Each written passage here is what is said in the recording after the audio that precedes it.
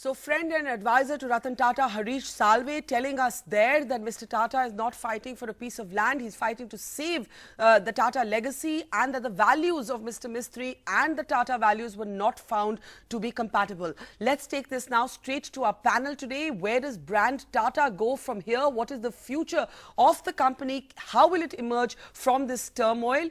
Joining us on the program today, Sunil Alag, who's of course been a well-known corporate voice and brand influencer. We're also joined by Sohail Seth. Sohail has previously advised the Tata Group and is known to be close to Mr. Tata. And also joining us is Sunil Jain, editor and senior journalist. Let me start with you, Sunil Alag. The fact of the matter is that this is now a clash, as it were, of philosophies and values. You actually have someone like Harish Salve going on record to me to say that the values were found to be incompatible. In particular, one of the things that has been criticized by those close to Mr. Ratan Tata is Mr. Mistry's decision to sell various assets. But lawyers and people close to Ratan Tata are calling this selling the family jewelry. Harish Salve said that you don't ditch assets that have been built up over years, and this was Ratan Tata actually working to save both his own and his company's reputation. How do you see this? I mean, as far as I'm concerned, it's obviously when you bring in a new CEO who has come from a different background altogether. In most organizations, they want to establish their own culture and they want to establish their own objectives, and they get their own team together. And I think this is what happened here, because I don't know Cyrus at all. I know Mr. Tata, who's a thorough gentleman. So I would just say that Cyrus was doing his job in terms of saying consolidating. He was saying, I want to shed everything that is a losing proposition in his mind and get rid of all of that so that the profitability grows up, and then he takes care of the shareholders. But I think what the mistake that was made here was that when you are filling in the shoes of an icon and you want to bring in dramatic changes, you don't do it the way Cyrus does it. You have to carry the team, you have to inform a lot of people, you have to get your board involved, and then do it. And I think Cyrus was just doing it in his own manner, which was not acceptable. And that is when the board had to step in, and Mr. Ratan Tata and the other board members then had a clash, not so much of values as much as, I would say, where is the Tata Group going to go and how should we do it? That was important. And that's where the clash began. And I think what was clear at the end of it was that Cyrus was not prepared for being ousted in this board meeting at all, because if he was, he would have come with a lot more legal aspects with him, whereas all the rest of the board was quite prepared to move him out. And that's where the sudden surprise element that came in and got him out. But that was really the clash that took place, out there. This is my reading. It's speculation. I don't know the facts. Let me bring in Sunil Jain before I go to Sohail Seth. Sunil, you've actually been arguing quite the opposite, at least on social media. You've been making the argument that actually Mr. Mistry was trying to undo Ratan Tata's mistakes. Ratan Tata, what you call Ratan Tata's mistakes, Ratan Tata's group and his lawyers and his team are arguing that actually Mr. Mistry was undoing everything that Ratan Tata had built. 2 points seem to be of conflict. One is the Docomo arbitration, in which one source said to me, Mr. Mistry was ready to throw Ratan Tata under the bus. The second seems to be the decision to sell a number of the assets, the UK steel business, the hotels in the United States, the urea business, and so on. How do you see this, Sunil Jain?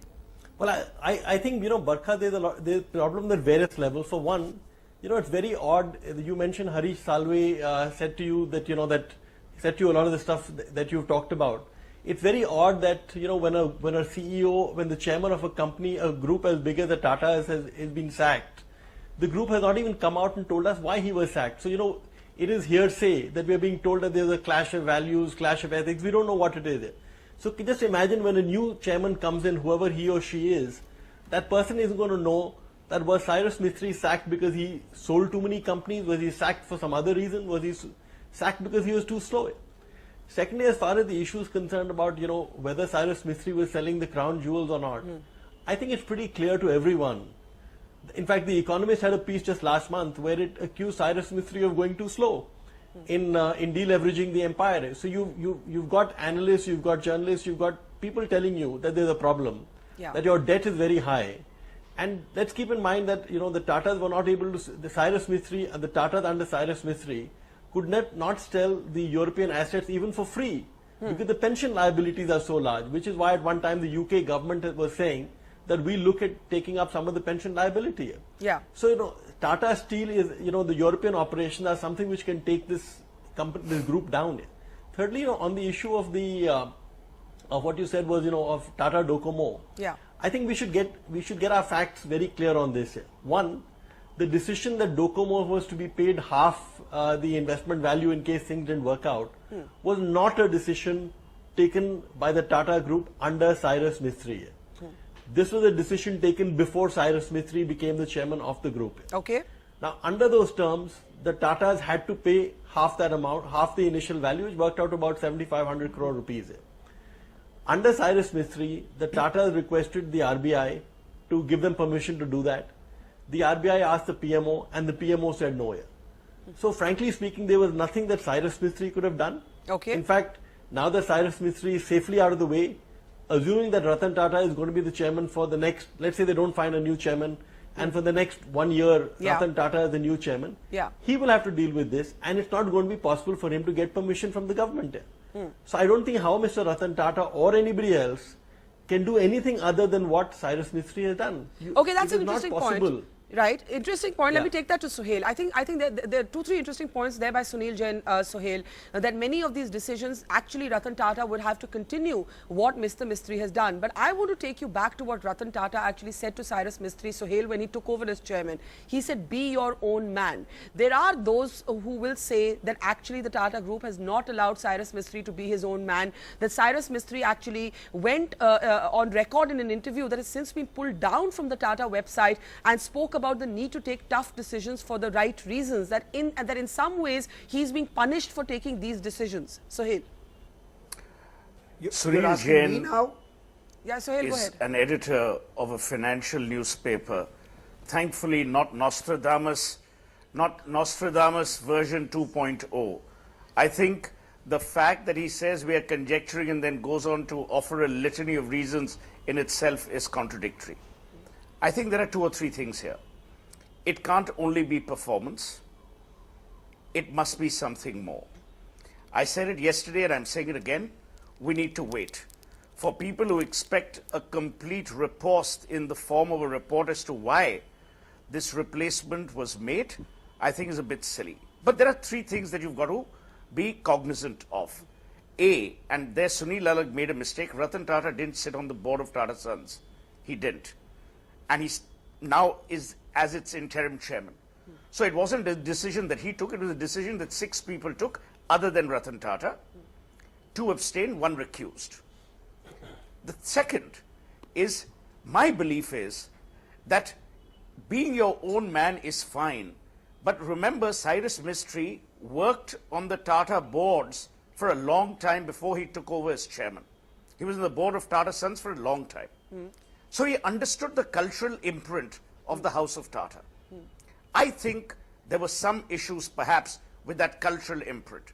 Within the domain of that cultural imprint could have been issues related to ethics, issues related to the culture or the DNA of the House of Tata being slightly altered, which perhaps didn't go down well. Okay. And what is really clear today is that the authority that always for over a century was vested with the board of Tata Sons was at many a time appropriated by the Group Executive Council that Cyrus set up. As I've said earlier, this is in the realm of speculation, but Ratan Tata didn't want this job. He had moved on to a different life, a life where he supported innovation, he supported startups, he supported philanthropy. In fact, there was a tie-up with UCLA. So, to expect that, that there was some power play and Ratan Tata wanted to come back is silly. It's an argument that has no merit. We don't know why it happened, but knowing Mr. Tata, the little that I do, we will know pretty soon. Okay, let me take this back to the two Sunil. Sunil Jain first. Sunil, one of the whispers that has been around has been over reported conflicts of interest.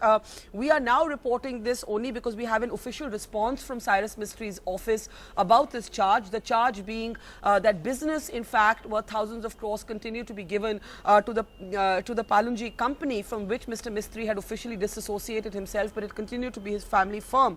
Now, Cyrus Mistry's office actually says that as early as October 2013, Cyrus Mistry wrote to all CEOs and MDs of Tata companies stating that no new work should be given to the Shapoorji Pallonji group. As a result of this business given by Tata Group companies to Shapoorji Pallonji Group, the business has dwindled to insignificant amounts. So it does not specify the amount, but it calls it insignificant. But sources close to Mr Tata continue to make the argument that this was also a point of rupture, that there was a conflict of interest. Cyrus Mistry's office calling that business an insignificant amount. Your comments, Sunil Jain? Well, I mean, as Suhail has pointed out, we don't know the facts. So I don't think we should conjecture on what exactly this conflict of interest was, if there was any at all. And I think we should go with the, I mean, let's put it this way: if the Tata Group or if the sources close to Ratan Tata want to, come out and they should give us some figures there. That there was 20,000 crores worth of contracts given to the Pallonji Group, which had they been tendered out would have resulted in the saving of 2,000 crore rupees. We need to have some facts. I mean, we have no clue what these so-called conflicts of interest are. And frankly speaking, I think this is just indulging in throwing mud, because if somebody is going to say that, this is what Cyrus Mistry did, then somebody is going to say, but Ratan Tata was, we don't know how much money was made in the Chorus deal or Jaguar Land. This is irrelevant. We don't know any of the facts. This is just pure conjecture for the sake of conjecture. So let's keep out the ethical issue unless we have some facts. That's a fair point, and I want to get Sunil Alag on that. Sunil Jain raises the point that the company should come out and elaborate on the reasons. Suhail says what's the hurry, but this is India's most iconic and respected and legendary almost business brand, Sunil Alag. So no, I didn't say what's the hurry. I didn't say what's the hurry. I said it will happen. Okay, fair enough. Fair enough. Sunil Alag, quickly come in on that.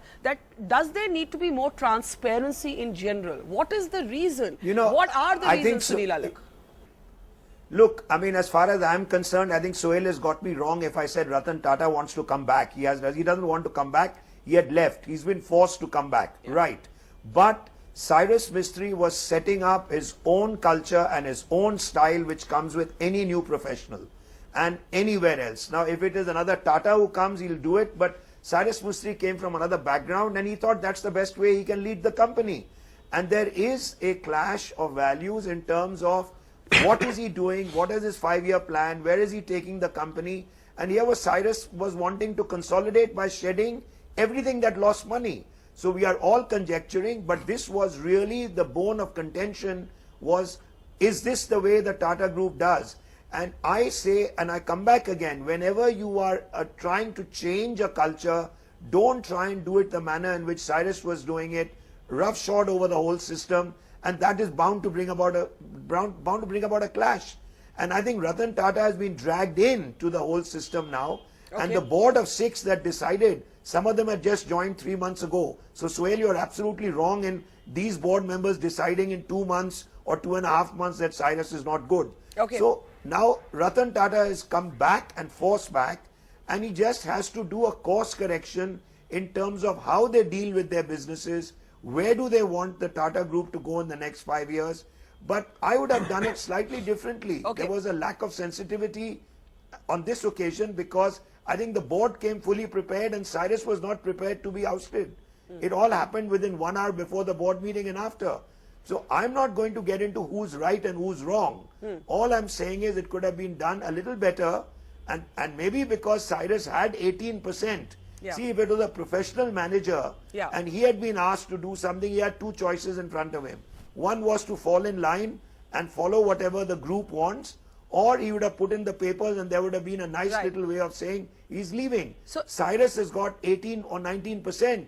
And he must have fought in the board to say, look, if you don't want me, there's no way I'm going to step down. You want me to go, I'll go, because I'll go at my 19%. I do have to and that is very easy to speculate because this is all that happened. quick closing comment from Sohail, 20 seconds. Sohail, the point is what happens now. I think there is a fair case to be made, as Sunil Jain is saying, for a greater official account. So far what we have is what sources are telling us. Quite honestly, the sources closer to Mr Tata are speaking more than sources closing to Mr Mistry. We are waiting for that counter perspective to emerge as well. But Sohail, would you agree that there is a case to be made for a fuller elaboration of what exactly went down and why? But it will happen, Barkha. I mean, you know, companies, governments don't necessarily have to set their clock to agendas, decided by primetime television anchors as eminent as you. So please cut them some slack, give them some time. They're not operating to your agenda. I mean, for God's sake, to imagine that there'll be no transparency, no governance, for Sunil Alagh to make those comments, oh, you know, it could have been handled with greater sensitivity. Are people like Ajay Peramal, Ronan Sen less sensitive than Sunil Alagh? Are they less experienced? Do you actually need to be in a board position for 18 years to decide you can say whether what you like. what's happening is you correct can say or not? what you like. How do Don't know criticize there was a me. flash I point am or a saying boiling it could be point? handled with a So little for more God's sake, sensitivity, and I stick one with minute. that. I didn't interrupt, Sunil. You don't sack a person who's an 18% shareholder so suddenly. Okay? That's all I've said. So let's not argue about the fact of lack of sensitivity and surprise. Okay, I do have that to close. was clearly Sohail. stated even by Cyrus. Okay, quickly, So Sohail, there complete your was point. a lack of sensitivity. I'm not saying who's right or wrong. Okay, I have to. But I have there to was close. a lack of sensitivity and surprise But which was that in way this Britannia sacking wasn't of an sensitive. 18% shareholder. Okay, I have to close. Sohail, make your last sentence and then I have to close. God bless America. All right, that's a joke. We can end on that humorous. We can end on that humorous note. Questions. We do must have some humor. We've got Yes. too angry about an issue that's that is going to occupy our headlines and our conversation for many weeks to come. There are dribs and drabs of information About? that are You know, emerging. That there is Barkha, I feel none of the companies will be impacted. Yes. You don't think None any of the companies will be impacted. Ratan Tata will hold the companies together and nothing will happen to the Tata brand. And I want to conclude by saying that because Ratan Tata is there, this will go Okay. over very soon. All the companies are run by effective CEOs. It'll be back to normal within a very short period of time. That is of course All something because that only Mr. time Ratan can Tata test. is back. That of course is something that At only least time for 4 months. Is something that of course time can test. And as we said, as I was saying, we have only dribs and drabs of information emerging. We are waiting for a fuller account of exactly went down. Right now, it's all source-based reportage, ranging from the Docomo deal to the selling of assets to, of course, this controversy over conflict of interest that has been strongly refuted now by Cyrus Mistry. Leaving it there, Sunil Jain, Sunil Alagh and Sohail said, thank you for joining us on the Buck Stops here.